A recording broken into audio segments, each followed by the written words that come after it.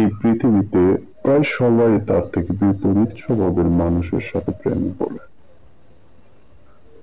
যদি তুমি মানুষকে বিচার করতে যাও তাহলে ভালোবাসার সময় পাবে না। Mother Teresa.